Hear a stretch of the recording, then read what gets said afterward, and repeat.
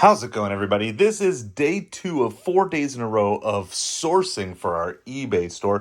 This is the first time since we've started this revitalization project that I am dedicating 4 straight days to sourcing for the eBay store. Now, there's some good individual finds today, but today was a tough day. But I went to an area that I had not been sourcing in years.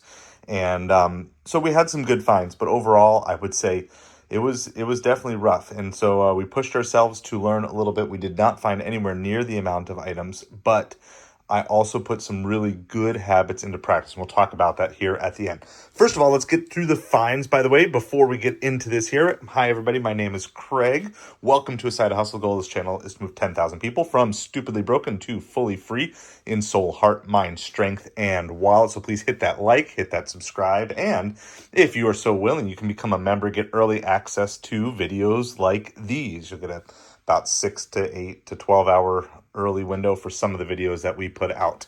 So give you early extra access. All right, this is probably one of my favorite finds. We'll just start over this right away. This is the tag, the Mountain. This is a vintage. And they make, if you look up the Mountain, there's lots of different Native American, Indian, Mexican prints, all sorts of different ones. And so, like will happen a lot of times with this stuff, I didn't find an exact comp of a shirt, but I found the brand of the shirt, the style of the shirt, and lots of good sales in the $25 to $35 to $40 range. I'm going to aim pretty high with this. This shirt is in really good condition. It has animal print with all the horses on it. It's just a really cool shirt. Of course, it's got the tie-dye in the background. It's a very basic print in the sense of it's just a one-side. It's not an all-over print, but it's got a nice tie-dye color to it. And again, just really nice piece. So whatever the high end of the market is what we will be aiming for with it. This is you can see it's 2001, and I know 2001 doesn't sound like crazy old, but yeah, that was 24 years ago, everybody, for that. All right, speaking of things that were a long time ago, we have this 1996 Jacksonville Jaguars t-shirt. By the way, that t-shirt I paid $1 for. This t-shirt I paid $1 for from different thrift stores. And we'll talk about that a little bit more at the end. But this was 1996 AFC Championship, Jacksonville Jaguars inaugural playoff season. I found this exact shirt with some comps. Again, nothing crazy here, probably like $20 to $25, but should go really well. And then another vintage item. So the first three things, we had 3 vintage items here. Found this Riverine Force, Mobile Riverine Force, Mekong Delta, Vietnam, Bear Kong, Hanes Classic, made in the USA tag. And this one is just kind of one of those, I feel like this is kind of a little tie-in here. Like, this is just rescuing a shirt that needs to get to somebody. So I did not find comps on this. I paid about $3 for the shirt. We're gonna aim probably pretty low on this one. I just want to get this to somebody who this means something to them.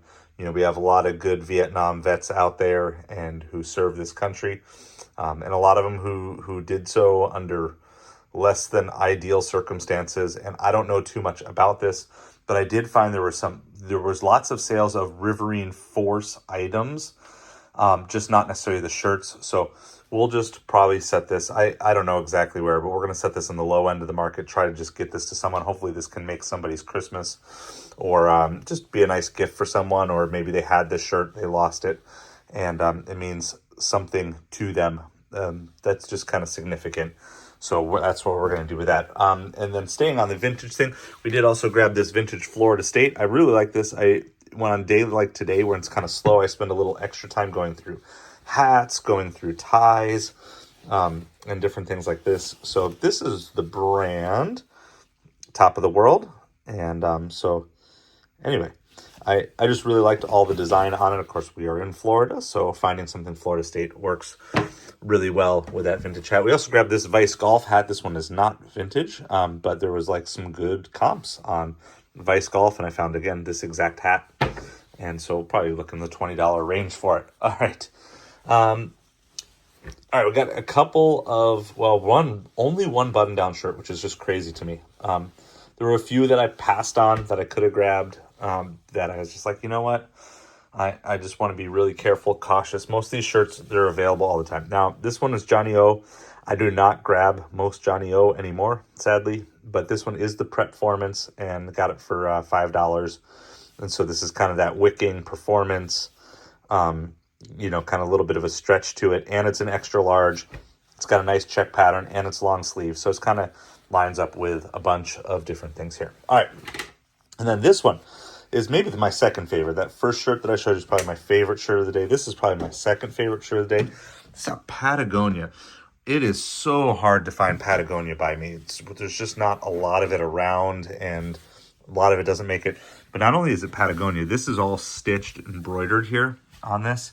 So it's like I know the lighting's a little weird, but it's like a dark brown shirt with some like orange stitching. And I'm going to do some more research on it. I did not find anything close to this in any of the listings. It is actually a hemp polyester mix.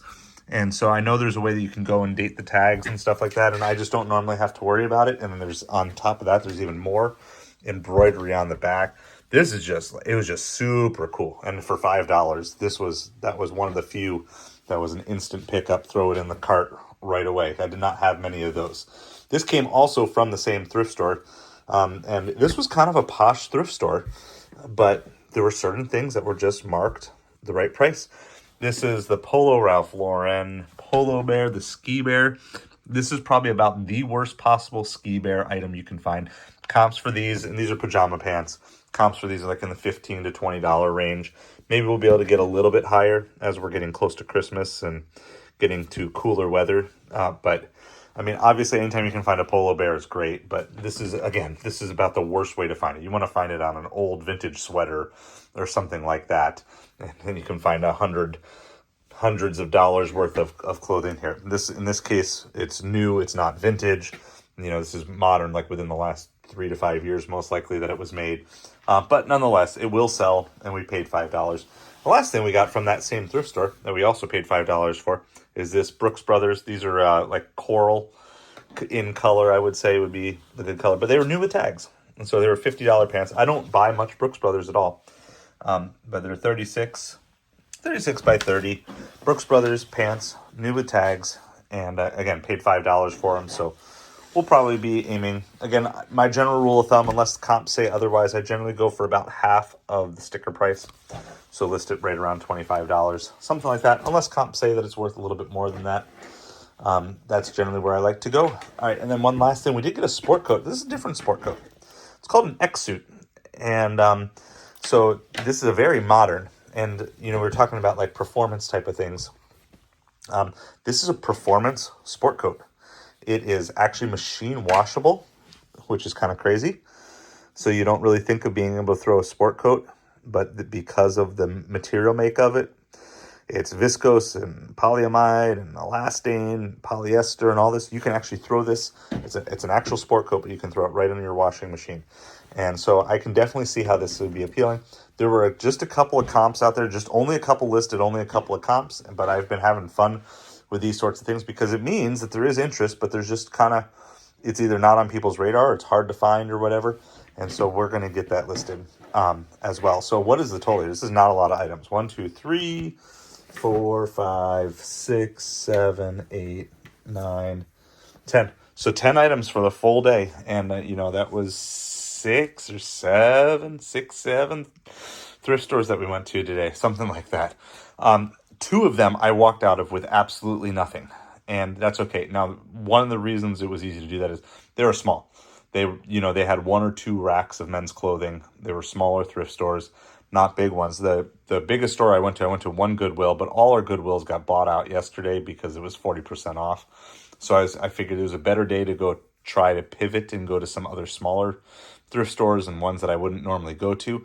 And again, in those smaller ones, we found 1 to 2 in most of them. Most of them we found 1 or 2 items, and that one we found like 3 or 4. That worked out really well. But I was willing and able to walk away. And honestly, guys, it was easy. It was easier to walk away than any time ever before. Because I know in the past when I would have done this, I would have forced myself to buy something. And I've had this mindset shift, though, like, it's not wasted time to go into a thrift store and buy nothing.